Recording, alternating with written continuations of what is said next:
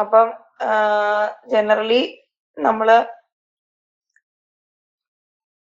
എന്താണ് കോൺട്രാക്ട് ബേസിസിൽ കാര്യങ്ങൾ, അതായത് ഈ കോൺട്രാക്ട് എന്താണെന്ന് നമ്മൾ നോക്കി, അതിന്റെ ഡിഫറെന്റ് ടൈപ്സ് നോക്കി, ഒരു കോൺട്രാക്റ്റിനകത്ത് വരുന്ന ഇമ്പോർട്ടൻറ്റ് ടേംസ് എന്താണെന്ന് നോക്കി. പിന്നെ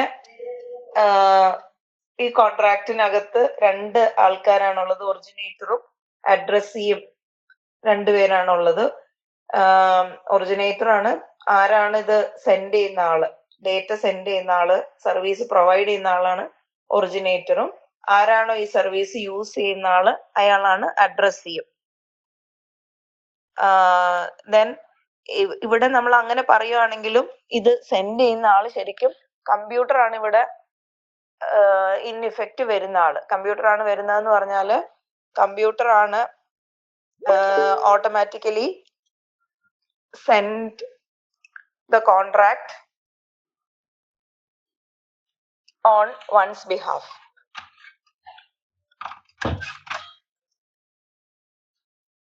Okay. ഇനി നമ്മള് മെസ്സേജ് സെൻഡ് ചെയ്ത് കഴിഞ്ഞാൽ ഇതിന്റെ ഒരു അക്നോളജ്മെന്റ് നമ്മൾ തിരിച്ച് സെൻഡ് ചെയ്യും. Acknowledgement of receipt is there. Acknowledgement of receipt എന്ന് പറഞ്ഞാല് ഒരു ഓട്ടോമാറ്റിക് റിപ്ലൈ അല്ലെങ്കിൽ എന്തെങ്കിലും ഒരു message showing the record is received എന്ന് കാണിക്കുന്നതാണ് acknowledgement. Then if the sender requires an acknowledgement before the record becomes valid, then it is treated as not sent. അതായത് if the sender requires an acknowledgement before the record becomes valid, then if no acknowledgement is received, then it is treated as not sent. അതായത് message ഇന്ന സമയത്തിനുള്ളിൽ record acknowledgement തിരിച്ചു കിട്ടിയില്ല എങ്കിൽ നമ്മൾ അതിനെ send ചെയ്തില്ല എന്ന് കൺസിഡർ ചെയ്യും. ഇവിടെ പല പല കാര്യങ്ങളുണ്ട്. കാര്യം ഒരു ടൈം ലിമിറ്റ് വെക്കും നമ്മളിവിടെ. ടൈം ലിമിറ്റ് വെക്കുന്നതിന്റെ കാര്യം എന്താ വെച്ചാൽ ഇതിനിടയിൽ ഇത് വേറെ ആർക്കെങ്കിലും ആ മെസ്സേജ് പോയി ആ മെസ്സേജിനെ ടാമ്പർ ചെയ്തിട്ടാണോ നമ്മൾ വരുന്നത് എന്ന് നമുക്ക് ഉറപ്പിക്കാൻ പറ്റുന്നില്ല. അങ്ങനെ ഒരു 5 മിനിറ്റ് കഴിഞ്ഞാണ് മെസ്സേജ് റിസീവ് ചെയ്യുന്നതെങ്കിൽ അതിന്റെ അർത്ഥം അതിന് എന്തോ ടാമ്പറിങ് എന്നുള്ളൊരു കാര്യം കൂടി അവിടെ വരുന്നുണ്ട്. വൾണറബിലിറ്റി ഇവിടെ ഭയങ്കര ഒരു പ്രശ്നമാണല്ലോ.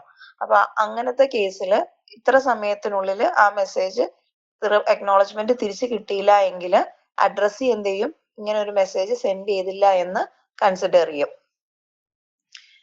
അപ്പൊ അങ്ങനെ വരുമ്പോ sender will notify if no specific rule is given and the sender does not get the acknowledgement in time, then the sender can notify the receiver. If still not received, the record is treated as never sent.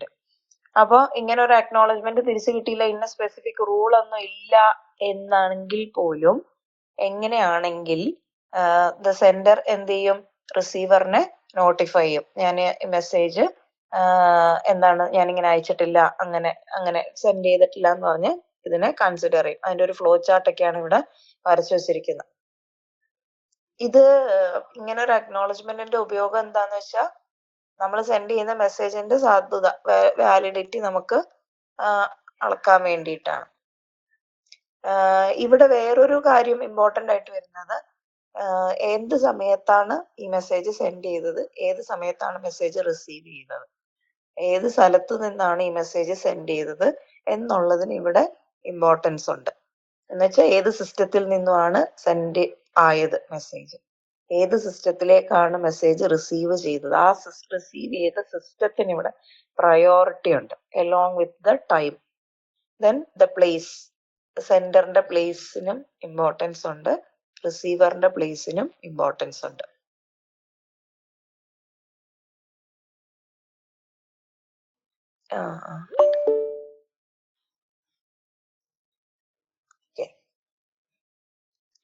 Then നമ്മളിപ്പം ഇപ്പൊ നമ്മൾ നോക്കിയ aspect എന്തായിരുന്നു, നമ്മൾ legal aspect ആണ് നമ്മൾ ഇപ്പൊ നോക്കിയത് അല്ലെ. ഈ കോൺട്രാക്റ്റിന്റെ എലമെന്റ്സും കാര്യങ്ങളും ഒക്കെയാണ് നമ്മൾ കോൺട്രാക്ട് ആസ്പെക്റ്റിലാണ് നമ്മളിപ്പോ കാര്യങ്ങൾ നോക്കിയത്. Contract aspect in the cyber law. ഇനി നമ്മൾ നോക്കുന്നത് ഈ കോൺട്രാക്റ്റിന്റെ കാര്യങ്ങളും ഷ്രിങ്ക് റാപ്പ് കോൺട്രാക്ട് ഉണ്ടെന്നും പലതരത്തിലുള്ള കോൺട്രാക്ട് ഉണ്ടെന്നൊക്കെ നമ്മൾ നോക്കി. അതിനകത്തുള്ള നിയമസാധ്യതകളൊക്കെ നമ്മൾ പറഞ്ഞു. ഇനി നമ്മൾ നോക്കുന്നത് സെക്യൂരിറ്റി ആസ്പെക്റ്റിലാണ്. ഓക്കെ, സെക്യൂരിറ്റി ആസ്പെക്ട് എന്ന് പറഞ്ഞാൽ ഇതിന്റെ ഡേറ്റയുടെ സെക്യൂരിറ്റിനെ റിലേറ്റ് ചെയ്തിട്ട് എന്തൊക്കെ കാര്യങ്ങളാണ് നമ്മൾ കൺസിഡർ ചെയ്യുന്നത്. Online exchanges, payments and sharing of the personal data happens through the internet. Because the cyber threats are increasing, we need a strong legal and technical framework to protect the data and IT system. This framework includes tools, process, network and security. And this legal framework consists of process, tool, document, informations, networks, etc. and helps in the functioning of the legal system for the use of infrastructure. ഇവിടത്തെ main points ഇവിടെ നമുക്ക് പറയാവുന്നത് electronic data. ഇവിടെ security എന്തുകൊണ്ടാണ് നമ്മൾ സെക്യൂരിറ്റിക്ക് importance കൊടുക്കുന്നത് എന്താണെന്ന് വെച്ചാൽ ഇലക്ട്രോണിക് ഡേറ്റ ഈസ് വൾണറബിൾ. കാര്യം ഓൺലൈൻ അറ്റാക്കേഴ്സിന് എളുപ്പമാണ് ഇതിനെ മിസ്യൂസ് ചെയ്യാൻ. So both legal and technical protection is needed. പിന്നെ എൻക്രിപ്ഷൻ പ്രൊട്ടക്ട്സ് ദ ഡേറ്റ. നമ്മള് information sent over the network can be protected by converting information sent over the network can be protected by converting it into a coded form. അല്ലെങ്കിൽ നമ്മൾ ഇതിനെ protect ചെയ്യാൻ വേണ്ടി, നമ്മുടെ ഡേറ്റാനെ protect ചെയ്യാൻ വേണ്ടി നമ്മളെല്ലാം ഇപ്പൊ സെക്യൂരിറ്റിയുടെ കോൺസെപ്റ്റ് ആണ് പറയുന്നത്. ഡേറ്റാനെ പ്രൊട്ടക്ട് ചെയ്യാൻ വേണ്ടി നമ്മളെ ഡേറ്റാനെ എൻക്രിപ്റ്റ് ചെയ്ത് സെൻഡ് ചെയ്യും. എൻക്രിപ്ഷൻ ഒക്കെ നമുക്ക് അറിയാമല്ലോ, ഡേറ്റയുടെ ഫോം മാറ്റി നമ്മൾ വേറൊരു ഫോർമാറ്റിലാക്കി സെൻഡ് ചെയ്യും. പിന്നെ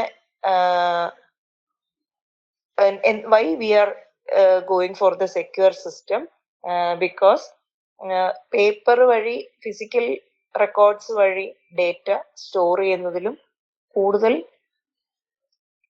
ബുദ്ധിമുട്ടാണ് നമുക്ക് ഓൺലൈൻ വഴി സെൻഡ് ചെയ്യുന്നത്. കാര്യം നമുക്കറിയാമല്ലോ, അതിനകത്തുള്ള സെക്യൂരിറ്റി കുറവുകളും അറ്റാക്കിന് ഏറ്റവും വൾണറബിൾ ആണ് സിസ്റ്റം എന്നും ആരാണ് ഇതിനകത്ത് അറ്റാക്ക് ചെയ്യുന്നതെന്നും ഒക്കെ നമുക്ക് അറിയാൻ പറ്റുന്നില്ല. അങ്ങനെയുള്ള കേസിൽ അറ്റാക്ക് ചെയ്യപ്പെട്ടാൽ പോലും അറിയാൻ പറ്റുന്നില്ല. അതുകൊണ്ടാണ് നമ്മൾ ഇങ്ങനെ ഒരു സെക്യൂർ സിസ്റ്റത്തിന്റെ ആവശ്യകതയിലേക്ക് നമ്മൾ വരുന്നത്. ഇനി നമുക്ക് ഇവിടെ ക്രിപ്റ്റോഗ്രഫീനെ പറ്റി നമുക്ക് എന്താണ്, നമ്മൾ പറഞ്ഞല്ലോ ഡേറ്റാനെ നമ്മൾ സൈഫർ എൻക്രിപ്റ്റ് ചെയ്ത് നമ്മൾ സേവ് ചെയ്യുന്നു പറഞ്ഞു. ഇവിടെ എൻക്രിപ്ഷനെ പറ്റി കുറച്ച് കാര്യമായിട്ട് പറഞ്ഞേക്കുവാണ്. എന്ന് പറഞ്ഞാൽ നമുക്കുള്ള ഒരു ഡേറ്റാനെ നമ്മൾ വേറൊരു ഫോർമാറ്റിൽ, ഒരു സൈഫർ ടെക്സ്റ്റ് എന്ന് പറയുന്ന ഫോർമാറ്റ്, അതായത് ഒരു എക്സാമ്പിൾ പറയുവാണെങ്കിൽ, ഇപ്പൊ എനിക്കൊരു ഡേറ്റ സെൻഡ് ചെയ്യണം. എനിക്ക് ഡേറ്റ സെൻഡ് ചെയ്യണം എന്ന് പറഞ്ഞാൽ എനിക്ക് സെൻഡ് ചെയ്യേണ്ട ഡേറ്റ ഒരു ABCD എന്ന് പറയുന്ന ഒരു ഡേറ്റയാണ്. ABCD എന്ന് പറയുന്ന ഒരു ഡേറ്റയാണ് എനിക്ക് സെൻഡ് ചെയ്യേണ്ടത്. അപ്പൊ ഞാൻ ABCD എന്ന് സെൻഡ് ചെയ്ത് കഴിഞ്ഞാലുള്ള പ്രശ്നം എന്താന്ന് വെച്ചാൽ, ആ ഡേറ്റ ആരെങ്കിലും കണ്ടു കഴിഞ്ഞാൽ അതിന്റെ അതിനകത്ത് എന്തെങ്കിലും ഒരു ഇൻഫർമേഷൻ ഞാൻ പാസ് ചെയ്യുവാണല്ലോ. അപ്പൊ എനിക്ക് വേറെ ആരെയും അത് കാണിക്കണമെന്ന് താല്പര്യമില്ല. അപ്പൊ ഞാൻ എന്ത് ചെയ്യും, ഞാൻ അതിനെ വേറൊരു ഫോർമാറ്റിലാക്കി കൺവേർട്ട് ചെയ്യും. അതിനെ ഞാൻ മനസ്സിലാവാത്ത രീതിയിലാക്കി, ഞാൻ കോഡ് പോലെ ഒരു കോഡ് ഭാഷയിലാക്കി ഞാൻ അതിനെ കൺവേർട്ട് ചെയ്യും. അങ്ങനെ വേറൊരു ഫോർമാറ്റിലേക്ക് കൺവേർട്ട് ചെയ്യപ്പെടുന്ന ഡേറ്റേനെ പറയുന്ന പേരാണ് സൈഫർ ടെക്സ്റ്റ് എന്നാ പറയാ. ഫോർ എക്സാമ്പിൾ, ഇപ്പൊ ഞാനൊരു രീതി കണ്ടുപിടിക്കും. എന്ന് പറഞ്ഞാൽ ഞാൻ ABCD ആയിട്ട് സെൻഡ് ചെയ്യില്ല, ഞാനൊരു നമ്പർ ആയിട്ട് സെൻഡ് ചെയ്യും. എന്ന് പറഞ്ഞാൽ ഞാൻ എക്ക് പകരം ഞാൻ 1 വെച്ച് റീപ്ലേസ് ചെയ്യും, ബിക്ക് പകരം ഞാൻ 2 വെച്ച് റീപ്ലേസ് ചെയ്യും, സിനെ ഞാൻ 3 വെച്ച് റീപ്ലേസ് ചെയ്യും, ഡിനെ ഞാൻ 4 വെച്ച് റീപ്ലേസ് ചെയ്യും. അപ്പം ABCD എന്ന് പറയുന്ന ഡേറ്റനെ ഞാൻ സെൻഡ് ചെയ്യുന്നത് 1 2 3 4 എന്നും പറഞ്ഞു. അപ്പൊ ABCD എന്ന് സെൻഡ് ചെയ്യണമെങ്കിൽ 1 2 3 4 1 2 3 4 എന്ന് പറഞ്ഞ് സെൻഡ് ചെയ്യും. ശരിക്കുള്ള ഡേറ്റ ശരിക്കും ABCD എന്നാണ്, ABCD എന്നാണ് ഡേറ്റ. പക്ഷെ ഞാൻ സെൻഡ് ചെയ്യുന്നത് എങ്ങനെയാക്കിയാണ്, സൈഫർ ആക്കിയാണ് സെൻഡ് ചെയ്യുന്നത്. അത് 1 2 3 4 എന്ന് പറഞ്ഞ് സെൻഡ് ചെയ്യും. അപ്പൊ ഈ സെൻഡ് ചെയ്യുന്ന ഡേറ്റ റിസീവ് ചെയ്യുന്ന ആൾക്ക് പറഞ്ഞു കൊടുക്കും എ എന്ന് പറയുന്നത് 1 ആണെന്നും ബി എന്ന് പറയുന്നത് 2 ആണെന്നും സി എന്ന് പറയുന്നത് 3 ആണെന്നും ഡി എന്ന് പറയുന്നത് 4 ആണെന്നും ഞാൻ ആദ്യം പറഞ്ഞു കൊടുക്കും. അപ്പൊ ആ കോഡ് വെച്ച് ഇയാൾ തിരിച്ചതിനെ ഡീകോഡ് ചെയ്യും. ഇവിടുന്ന് എൻകോഡ് ചെയ്ത് കൊടുക്കും, എൻക്രിപ്റ്റ് ചെയ്ത് കൊടുക്കും, അല്ലെങ്കിൽ സൈഫർ ടെക്സ്റ്റ് ആക്കി കൊടുക്കും. അവിടെ ചെന്നത് റിസീവ് ചെയ്യുമ്പോൾ ഡീകോഡ് ചെയ്ത് അതിനെ നമ്മൾ തിരിച്ച് ABCD എന്നാക്കും. അപ്പോ ഇവിടെ ഈ 1 2 3 4 ആണ് യൂസ് ചെയ്തത് എന്ന് പറയുന്ന ആ സീക്രട്ട് നമ്പർ ഈ എൻക്രിപ്റ്റ് ചെയ്യുന്ന ആള് ഡീക്രിപ്റ്റ് ചെയ്യുന്ന ആൾക്കും പറഞ്ഞു കൊടുക്കണം. എന്നാലാണ് തിരിച്ച് അതിനെ ഡീക്രിപ്റ്റ് ചെയ്യാൻ പറ്റത്തുള്ളൂ. അപ്പൊ ആ നമ്പറിന് പറയുന്ന പേരാണ് private key, or that type of encryption is known as symmetric key encryption, because we are using the same key for encrypting and decrypting the data. That type of encryption is known as symmetric key encryption. Only one key is used and which is shared between two people, and it is kept as a private key, and only two persons who is encrypting and decrypting will be knowing the key. അതാണ് ഇവിടെ കാണിച്ചേക്കുന്നത്. ഒരേ key വെച്ച് encrypt ചെയ്യുന്നു, ഒരേ key വെച്ച് അതിനെ decrypt ചെയ്യുന്നു. അപ്പോ അത് പറഞ്ഞാൽ അതിന്റെ അർത്ഥം അപ്പൊ വേറെ ടൈപ്പ് എൻക്രിപ്ഷൻ ഉണ്ടോ എന്ന് നമുക്ക് സംശയം വരാം. Yes, there is another type of encryption which is known as public key encryption. Public key encryption എന്ന് പറഞ്ഞാൽ നമ്മളിപ്പോ പഠിച്ചത് പ്രൈവറ്റ് കീ എൻക്രിപ്ഷൻ ആണ്. പബ്ലിക് കീ എൻക്രിപ്ഷനിൽ എന്താന്ന് വെച്ചാൽ നമ്മള് ഒരു കീ യൂസ് ചെയ്ത് അതിനെ എൻക്രിപ്റ്റ് ചെയ്യും, and that key is common to all, which is known to all. But when you are decrypting the data, only the decrypting person and the sender will be knowing the key, which is kept as private. The key which is used to encrypt the data is known as the public key, and the key which is used to decrypt the data is known as the private key. Public key is made public to all. Private key is kept private between the sender and the receiver. അതാണ് ഇവിടുത്തെ പ്രത്യേകത. അപ്പൊ ഇത് IT ആക്ടില് ഇത് പറയുന്നുണ്ട്. Private key should be kept as a secret key. ഇനി ഞാൻ ഡിജിറ്റൽ സിഗ്നേച്ചർ പറയുന്നതിന് നിങ്ങൾക്ക് ആർക്കെങ്കിലും ഡിജിറ്റൽ സിഗ്നേച്ചറിനെ പറ്റി കറക്റ്റ് ആയിട്ട് എന്തെങ്കിലും പറയാൻ അറിയാമെങ്കിൽ ഒന്ന് പറയാവോ? ഡിജിറ്റൽ സിഗ്നേച്ചർ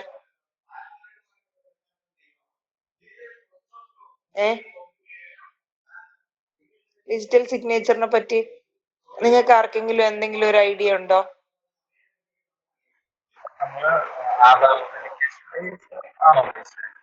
അതിലൊരു സർട്ടിഫിക്കറ്റ് ഓതന്റിക്കേഷൻ എന്നതാണ്.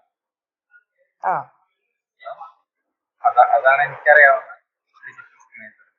അതെ, അതായത് ഡിപ്പാർട്ട്മെന്റ് ഉപയോഗിക്കാറുണ്ട് ഡിജിറ്റൽ സിഗ്നേച്ചർ. നമ്മുടെ ഇൻസ്റ്റിറ്റ്യൂഷൻ ഹെഡ് ഒക്കെ, അതായത് എല്ലാ ഡോക്യുമെന്റ്സും എല്ലാം ഈ ഫയലിംഗ് ആണല്ലോ. അപ്പൊ ഈ ഫയലിംഗിൽ എല്ലാം അപ്ലോഡ് ചെയ്യാനായിട്ട് എല്ലാത്തിനും ഈ ഡിജിറ്റൽ സിഗ്നേച്ചർ നമ്മൾ വാങ്ങുകയാണ് ചെയ്യണേ. അവരുടെ പേരിൽ വാങ്ങണം, അത് ഉപയോഗിക്കാണ് ഒരു എൻക്രിപ്ഷൻ പാസ്വേഡ് ഉപയോഗിച്ചിട്ട്. എങ്ങനെയാണ് അതിന്റെ ശരിക്കുള്ള വർക്കിംഗ് നടക്കുന്നത്? കറക്റ്റായിട്ട് എനിക്ക് അറിയില്ല. അത് ഹാഷിങ്ങോ എൻക്രിപ്ഷനോ യൂസ് ചെയ്തിട്ട് ചെയ്യുന്നതാണ്.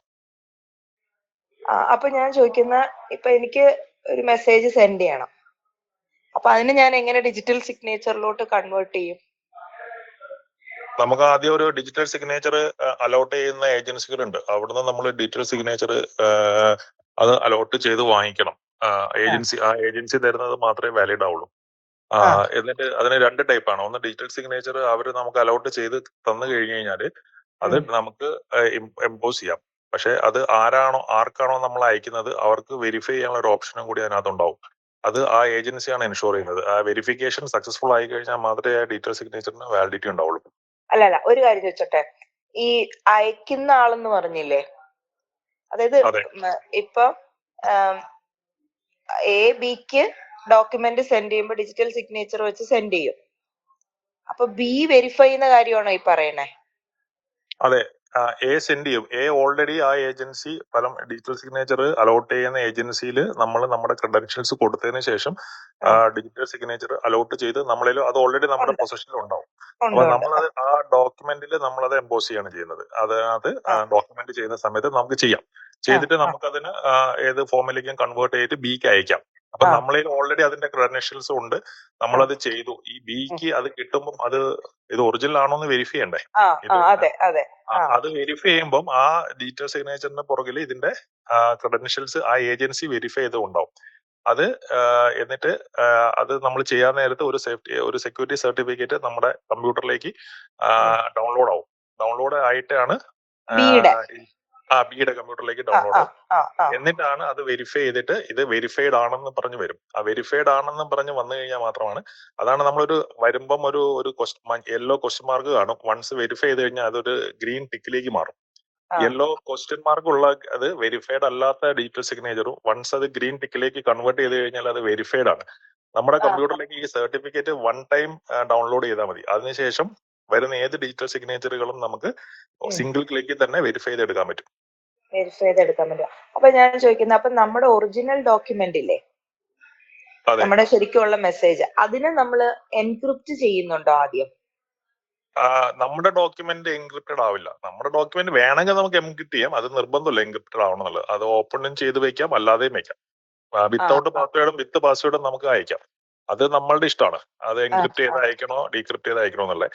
ഇപ്പം നമ്മൾ ഇൻകം ടാക്സിൽ നിന്നൊക്കെ വരുന്ന ഡോക്യുമെന്റുകൾ അത് പേഴ്സണൽ ഡോക്യുമെന്റ് ആയതുകൊണ്ട് അത് എൻക്രിപ്റ്റ് ചെയ്താണ് അവർ അയക്കുക. എൻക്രിപ്റ്റ് ചെയ്യാതെയും വിത്ത് ഡിജിറ്റൽ സിഗ്നേച്ചർ നമുക്ക് അയക്കാം. അതാണ് ഞാൻ ചോദിക്കുന്നത്. അപ്പൊ എൻക്രിപ്റ്റ് ചെയ്ത ഡേറ്റേന്റെ ഒപ്പം ഡിജിറ്റൽ സിഗ്നേച്ചർ അയക്കാം, അല്ലെങ്കിൽ എൻക്രിപ്റ്റ് ചെയ്യാത്ത ഡേറ്റേന്റെ ഒപ്പം നമുക്ക് ഡിജിറ്റൽ സിഗ്നേച്ചർ അയക്കാം. ഡിജിറ്റൽ സിഗ്നേച്ചർ ഏത് ടൈപ്പ് ഡേറ്റയുടെ കൂടെ അയക്കാൻ പറ്റും, അറ്റാച്ച് ചെയ്ത് വിടാം. പറ്റും. ഓക്കെ. അതാണ് ഇവിടെ നമ്മള് ഈ ഇലക്ട്രോണിക് സിഗ്നേച്ചർ എന്ന് പറഞ്ഞാൽ ശരിക്കും നമ്മുടെ ഒരു സൈന് ചുമ്മാ വെറുതെ ഫോട്ടോ എടുത്തിട്ട് ഈ ഡോക്യുമെന്റിന്റെ താഴെ ഒട്ടിക്കുന്നതാണോ ഇലക്ട്രോണിക് സിഗ്നേച്ചർ?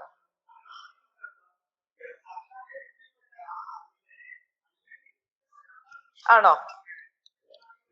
അങ്ങനെ അത് കൺസിഡർ ചെയ്യാം. ഇലക്ട്രോണിക് സിഗ്നേച്ചർ എന്ന് പറഞ്ഞു കഴിഞ്ഞാൽ നമ്മൾ നോർമലി സൈൻ ചെയ്യുന്നത് ഇപ്പൊ ഒരു റൈറ്റിംഗ് പാഡോ അല്ലെങ്കിൽ ഒരു ടച്ച് സ്ക്രീൻ ഉപയോഗിച്ചിട്ട് ആ ഡോക്യുമെന്റിലേക്ക് നമ്മൾ സൈൻ ചെയ്തിട്ട് അത് ഇലക്ട്രോണിക് മീഡിയത്തിലൂടെ സൈൻ ചെയ്തിട്ട് അയക്കുന്ന മെത്തേഡും യൂസ് ചെയ്യുന്നുണ്ട്. പക്ഷെ അതിന്റെ ഓതന്റിസിറ്റി നമുക്ക് വെരിഫൈ ചെയ്യാൻ പറ്റില്ല. പക്ഷെ അതല്ല, ഈ ഡിജിറ്റൽ സിഗ്നേച്ചർ എന്ന് പറഞ്ഞു കഴിഞ്ഞാൽ അത് അതിന്റെ ഓതന്റിസിറ്റി വെരിഫൈ ചെയ്യാൻ പറ്റും. ഈ സർട്ടിഫിക്കറ്റ് നമ്മുടെ ഇതിലേക്ക് ഡൗൺലോഡ് ആവും.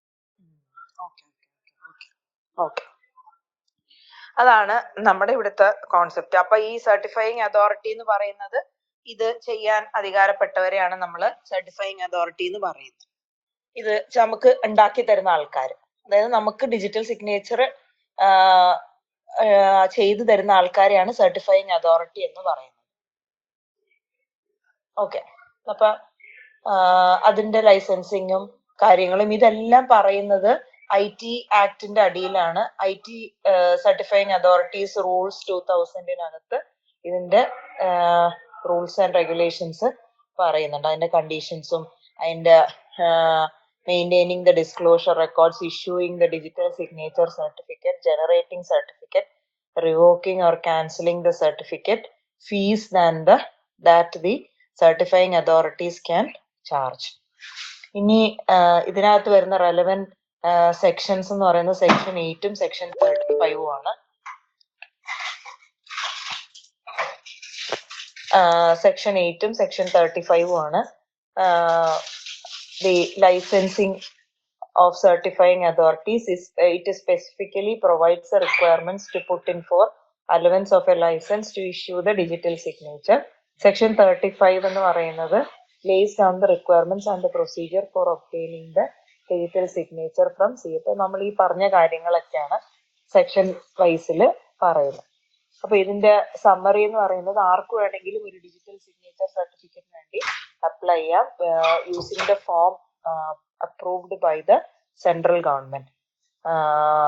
Then it cost a fee up to 25.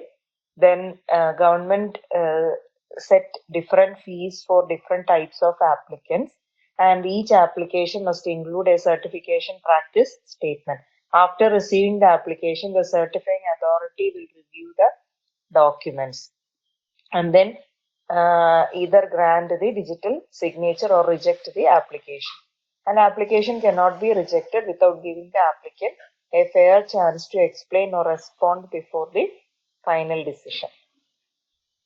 ഇനി ഇന്റലക്ച്വൽ പ്രോപ്പർട്ടി റൈറ്റ്സിനെ പറ്റി അവെയർ അല്ലേ എല്ലാവരും? കേട്ടിട്ടുണ്ടാവൂലേ intellectual property rights?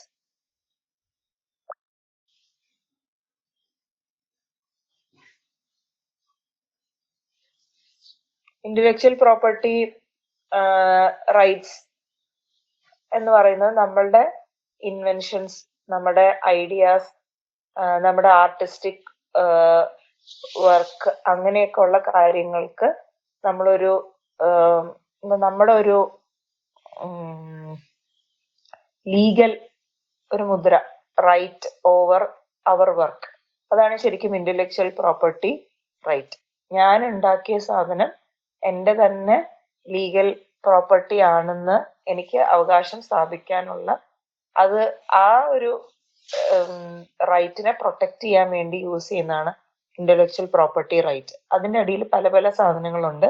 Copy right, patent, trademark, ഇതൊക്കെ ഇന്റലക്ച്വൽ പ്രോപ്പർട്ടി റൈറ്റിന്റെ അടിയിൽ വരും. ആദ്യം നമ്മൾ പേറ്റന്റ് വഴി തുടങ്ങാം. പേറ്റന്റ് എന്ന് പറഞ്ഞാൽ ഞാൻ എൻ്റെ ഒരു ഇൻവെൻഷൻ നടത്തി, ആ ഇൻവെൻഷൻ ബാക്കിയുള്ളവര് ഉണ്ടാക്കുന്നതിൽ നിന്നും സെല് ചെയ്യുന്നതിന് നിന്നും അല്ലെങ്കിൽ അവരത് അവരുടേതാക്കി മാറ്റുന്നതിൽ നിന്നും പ്രൊട്ടക്ട് ചെയ്യുന്നതിന് പറയുന്ന പേരാണ് പേറ്റന്റ്. ഞാൻ ഇപ്പൊ ഇവരുടെ എക്സാമ്പിൾ ഇവിടെ കാണിച്ചിട്ടുണ്ട്. നമ്മുടെ റൈറ്റ് ബ്രദേഴ്സിന്റെ ഫ്ലൈറ്റിന്റെ ഫസ്റ്റ് ഒരു പ്ലാൻ, അത് അവരാണ് ഈ ഒരു ഫോർമാറ്റ് ആദ്യം ഉണ്ടാക്കിയത്. അപ്പൊ ഇത് ഉണ്ടാക്കാനുള്ള ലൈസൻസ് അല്ലെങ്കിൽ ആ ഒരു അതോറിറ്റി ഇവരുടെ മാത്രമാണെന്ന് സ്ഥാപിക്കുന്നതിനെയാണ് നമ്മൾ പേറ്റന്റ് എന്ന് പറയുന്നത്. Inventor to stop others from making, selling or using the invention. ഇതിന്റെ ഒരു പ്രത്യേകതയുണ്ട്, വേറെ ആർക്കും ഇത് ഉപയോഗിക്കാൻ പറ്റില്ല, ആ ഒരു രീതിയിൽ സാധനങ്ങൾ ഉണ്ടാക്കാൻ പറ്റില്ല. പേറ്റന്റിന് ഒരു പ്രത്യേകതയുണ്ട്. Patent can be valid only for a limited period എന്ന് പറഞ്ഞാൽ ഒരു 20 years ആണ് പറയുന്നത്. ഒരു 20 കൊല്ലത്തേക്ക് നമുക്ക് നമ്മുടെ പേറ്റന്റ്സ്, നമ്മുടെ അവകാശം നമ്മുടെ കയ്യിൽ വെക്കാം. 20 കൊല്ലം കഴിഞ്ഞാല് നമ്മൾ എങ്ങനെയാണ് ഇത് ഉണ്ടാക്കിയത്, നമ്മുടെ ഈ സെല്ലിംഗ് തന്ത്രങ്ങളും അല്ലെങ്കിൽ ഉണ്ടാക്കിയ കാര്യങ്ങളെല്ലാം നമ്മൾ പബ്ലിക്കിലേക്ക്, അല്ലെങ്കിൽ ഇതിന്റെ ലൈസൻസും കാര്യങ്ങളും public people can import the invention or they can make this type of the invention. They can use that. It has to be made public. That is the law followed in the patent, and it is valid only for 20 years from the date of filing the patent application, and it is granted by Indian Patent Office. Indian Patent Office ആണ് ഇത് grand ചെയ്യുന്നത്. Then it is governed by the Patent Act in 1970. Indian Patent Office ഉണ്ട്. നമ്മൾ ഈ എറണാകുളത്ത് ഇതിന്റെ എന്തോ ഒരു ഓഫീസ് ഉണ്ട്, ഈ പേറ്റന്റ് കാര്യങ്ങളൊക്കെ നോക്കുന്ന, അതിനെ പറ്റി അറിയോ?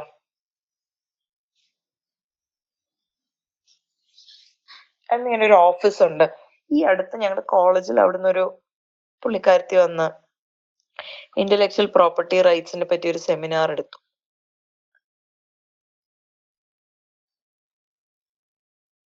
നിങ്ങൾക്ക് ആർക്കെങ്കിലും അതിനെപ്പറ്റി അറിവുണ്ടോ?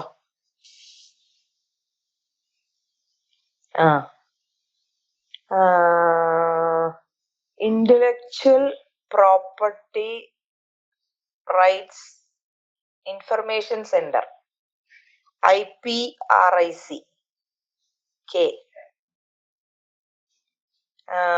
പേറ്റന്റ് ഇൻഫർമേഷൻ സെന്റർ കേട്ടിട്ടുണ്ടോ? KSCSTE.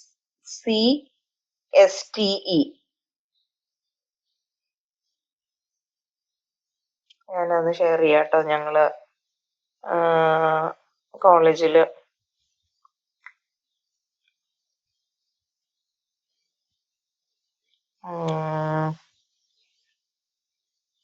കാണാവോ സ്ക്രീന്? സ്ക്രീൻ കാണാവോ?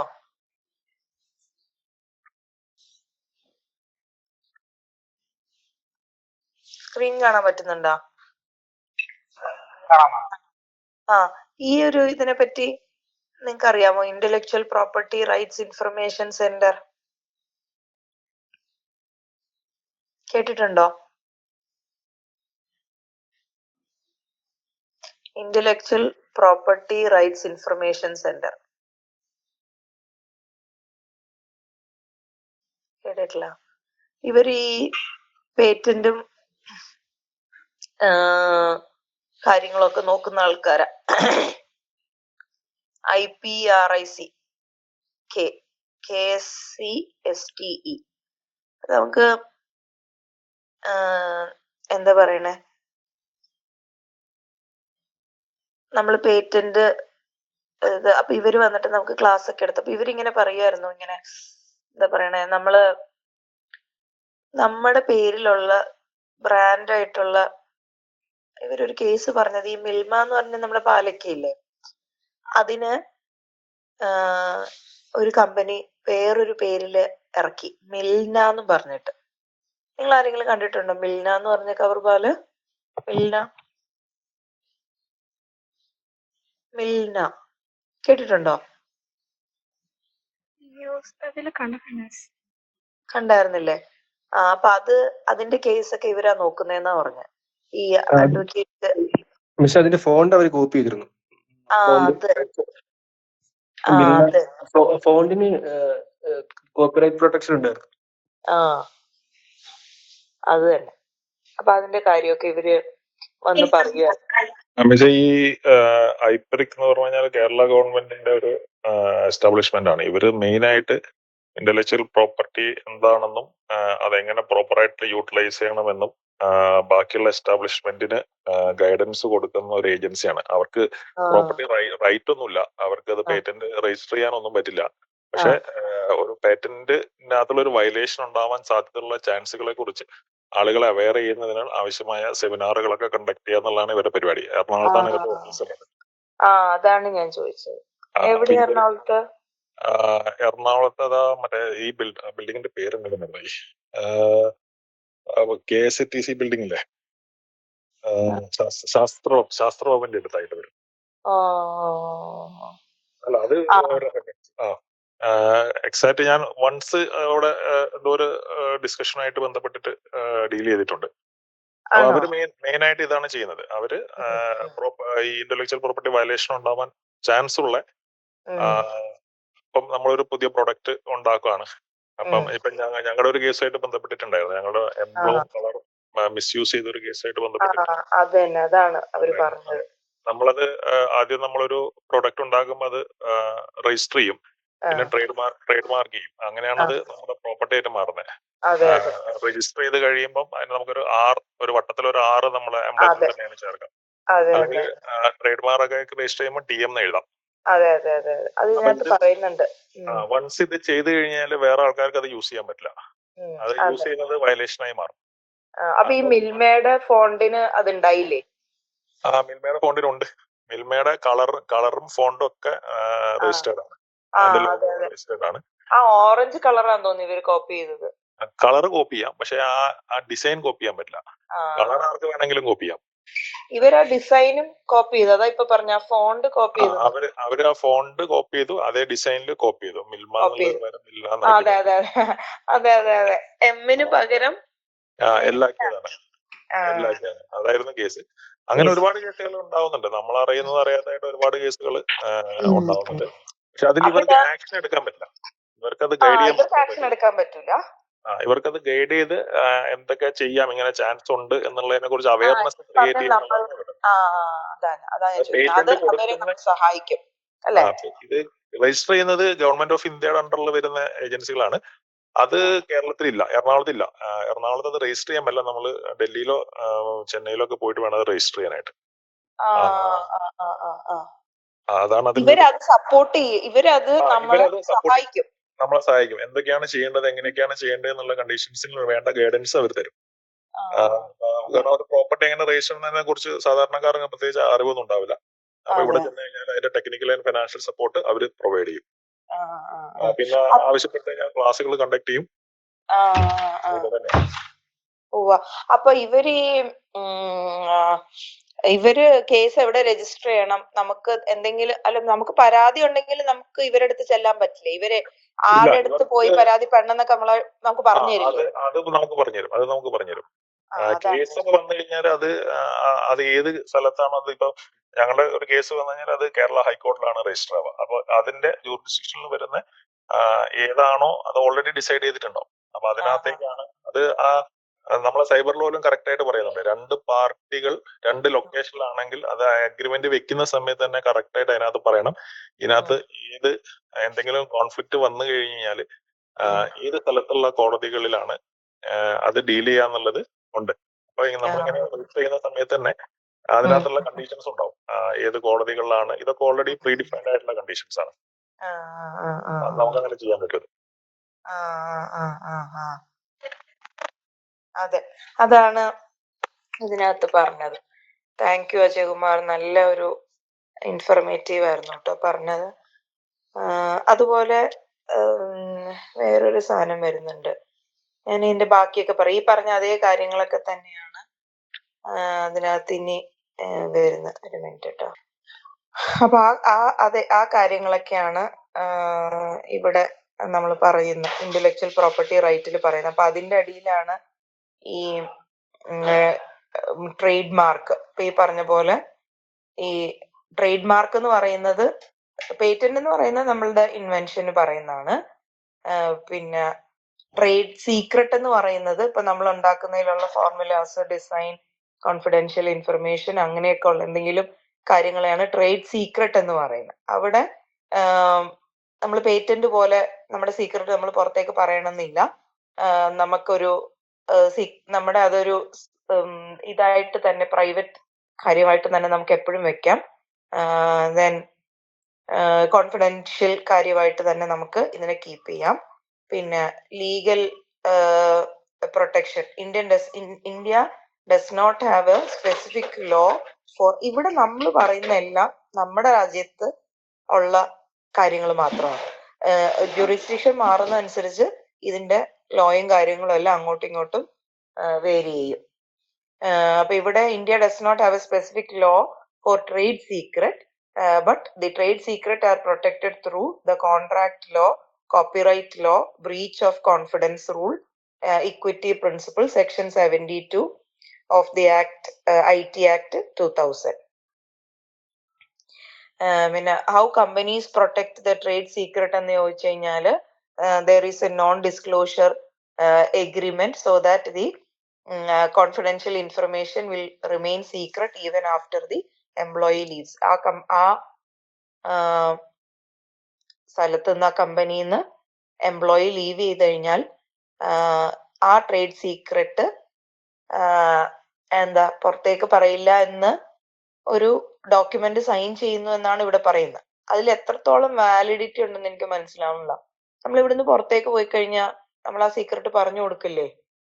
ഇല്ല മിസ്റ്റർ, ഞങ്ങളൊക്കെ വർക്ക് ചെയ്യുന്ന കമ്പനികളിലൊക്കെ ഞങ്ങൾക്ക് എല്ലാവർക്കും NDA എഗ്രിമെന്റ് ഉണ്ട്. അവിടെ ചെയ്യുന്ന വർക്ക് വേറെ പുറത്തേക്ക് പറയാനും ഡിസ്ക്ലോസ് ചെയ്യാനും പാടില്ല. ചെയ്യാനും പാടില്ല. വർക്ക് കഴിഞ്ഞാലും ചെയ്യാൻ പാടില്ല. പക്ഷെ സോഫ്റ്റ്വെയർ ഇൻഡസ്ട്രിയിൽ എത്രത്തോളം പ്രാക്ടിക്കൽ ആണെന്ന് അറിയത്തില്ല. പക്ഷെ കുറെ റൂൾസ് ഉണ്ട്. ഇപ്പൊ നമ്മളൊക്കെ കോമൺ സാധനങ്ങളൊക്കെ ചെയ്യുന്നുണ്ടാവും. വലിയ കമ്പനികൾ അവരുടെ കോർ ടെക്നോളജിയിലൊക്കെ വർക്ക് ചെയ്യുന്ന പേറ്റന്റഡ് ആയിട്ടുള്ള സാധനങ്ങളൊക്കെ വരുമ്പോൾ റൂൾസ് ഒക്കെ കൂടും. അപ്പൊ പ്രശ്നമാവും. അപ്പൊ അവർക്ക് എന്താണ് അറിയാൻ നമ്മുടെ പണിഷ്മെന്റ്? അങ്ങനെ ഫേമസ് ആയിട്ടുള്ള കേസുകളൊന്നും അറിയത്തില്ല. എന്തായാലും ഇത് ഇഷ്യൂസ് ഉണ്ടാവാറുണ്ട്. അതിനിങ്ങനെ ഇതൊക്കെ വരലുണ്ട്. ഇപ്പൊ ലേറ്റസ്റ്റ് ആയിട്ട് ഓപ്പൺഐന്റെ വർക്ക് ചെയ്തിരുന്ന ആൾക്കാരൊക്കെ മെറ്റയിലേക്ക് പോയിട്ടുണ്ട് ഈ ഇടയ്ക്ക്. അങ്ങനെ കുറച്ച് കോൺട്രവേഴ്സി ഒക്കെ ഉണ്ടായിട്ടുണ്ട് ഈ ഇടയ്ക്ക്. അവരുടെ അവരത് അവിടെ കൊണ്ടുപോയിട്ട് പറഞ്ഞു കൊടുക്കത്തില്ലേ? ആ കമ്പനി അത് യൂസ് ചെയ്ത് കഴിഞ്ഞാൽ അവരെ ബാൻ ചെയ്യാം, അവർക്കെതിരെ നിയമ നടപടികൾ എടുക്കാം.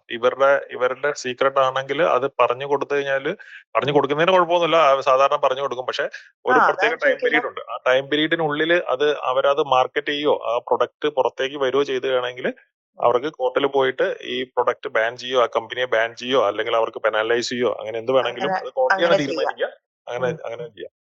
ഇപ്പൊ അങ്ങനെ ചില അങ്ങനെ കോൺട്രാക്ടുകളിൽ ഇപ്പൊ ഞങ്ങളുടെയൊക്കെ കോൺട്രാക്റ്റിൽ 2 വർഷത്തേക്ക് എന്നാണ് പറയുക. 2 വർഷത്തേക്ക് നമ്മൾ ഉം. നമ്മളുമായിട്ട് ബന്ധപ്പെട്ടുള്ള കമ്പനികളുമായിട്ടോ അങ്ങനെയുള്ള ഉം. ഉം. എസ്റ്റാബ്ലിഷ്മെന്റുമായിട്ടോ ഉം. ഇരിക്കാനോ ഒന്നും പാടില്ല എന്നുള്ളതാണ് റൂൾസ് പറയുന്നത്. അത് ആ. പല സ്ഥലത്തും പല രീതിയിലാണ്. ആ. എന്നാലും ആൾക്കാർ പറഞ്ഞു കൊടുക്കുന്നതിന് നല്ല പ്രശ്നം. ആ, ഈ അതാണ് പറഞ്ഞു ഞാൻ കൊടുക്കുന്ന ചോദിക്കുന്നത്. സാധനങ്ങൾ ഉപയോഗിച്ചിട്ട് പ്രൊഡക്റ്റ് മാർക്കറ്റിൽ കൊണ്ടുവരരുത്. അതാണ് റൂൾസ്. അത് ശരി. ഓക്കെ, അതാണ്. അതൊക്കെയാണ് ഇവിടെ ലീഗൽ പ്രൊട്ടക്ഷൻ കാര്യങ്ങളൊക്കെ പറയുന്നത്. Non disclosure agreement so that the confidential information should remain secret എന്നാണ് പറയുന്നത്. ഫോർ എക്സാമ്പിൾ ആയിട്ട് ഫയൽ പ്രൊട്ടക്റ്റഡ് വിത്ത് സ്ട്രോങ് പാസ്വേഡ്. അപ്പൊ ഇവിടെ നമ്മൾ പരീക്ഷയ്ക്ക് എഴുതുമ്പോൾ ഉണ്ടല്ലോ, ഇതൊക്കെ നമുക്ക് എഴുതി തള്ളി മരിക്കാം. സത്യം പറഞ്ഞ ഇങ്ങനെ അറിയുന്ന കാര്യങ്ങൾ അതാണ് ശരിക്കും ഇതിനകത്ത് നമുക്ക് വേണ്ടത്. ഓക്കെ, ഇനി ട്രേഡ് മാർക്ക് നിങ്ങൾക്ക് കുറെ കാര്യങ്ങൾ പറയാനുണ്ടാവും ഇങ്ങനത്തെ ഒക്കെ. അതൊരു ആഡഡ് അഡ്വാൻറ്റേജ് ആയിട്ട് എടുക്കാം കേട്ടോ. എല്ലാം എഴുതാം. അപ്പൊ ഈ പോയിന്റ്സ് ഒക്കെയാണ് അവര് നോക്കുന്നത്. Trade mark, trade secret, patent, ആ ടേംസ് കുറെ കൊണ്ടുവരാൻ നോക്കുക. IT ആക്ട് 2000 അങ്ങനെയൊക്കെ. ലൈവ് എക്സാമ്പിൾസ് ഉണ്ടെങ്കിൽ വളരെ നല്ലത്. എന്താണ് ഒറിജിനലി എന്നുള്ളത് നമുക്ക് ഇതിനകത്ത് എഴുതാം. ദെൻ ട്രേഡ് മാർക്കിന്റെ എക്സാമ്പിൾസ് ആണ് നമ്മുടെ നൈക്കിയുടെ എംബ്ലം, ലോഗോ. ഇപ്പൊ നമ്മൾ നേരത്തെ പറഞ്ഞ പോലെ ഓണർഷിപ്പ് കാണിക്കാൻ വേണ്ടി നമ്മൾ TM ട്രേഡ് മാർക്ക്ഡ് ആണെന്ന് കാണിക്കും. അല്ലെങ്കിൽ ആ ആർന്ന് അൺരജിസ്റ്റേർഡ് ആണെങ്കിൽ TM എന്ന് കാണിക്കും. ട്രേഡ് മാർക്ക് എന്നാണ് TM-ന്റെ ഒരു Full form അല്ലേ? അതിന്റെ ഒരു എക്സ്പാൻഷൻ. Okay okay. അപ്പൊ ഇനി ട്രേഡ് മാർക്കിനകത്ത് അതിന്റെ ട്രേഡ് മാർക്ക് ആക്ട് ഉണ്ട്. അതിന്റെ അത് യൂസ് ചെയ്യുന്നത് ഗുഡ്സ് ആൻഡ് സർവീസസ് പ്രൊട്ടക്ട് ചെയ്യാനാണ്. ഇപ്പൊ നമ്മൾ മിൽമയുടെ കാര്യം പറഞ്ഞതുപോലെ. ഓക്കെ, ഇങ്ങനെയുള്ള നിങ്ങളുടെ ഇൻഫർമേഷനും നമ്മൾ ഷെയർ ചെയ്യുക ഇതിനകത്ത്. Thank you so much.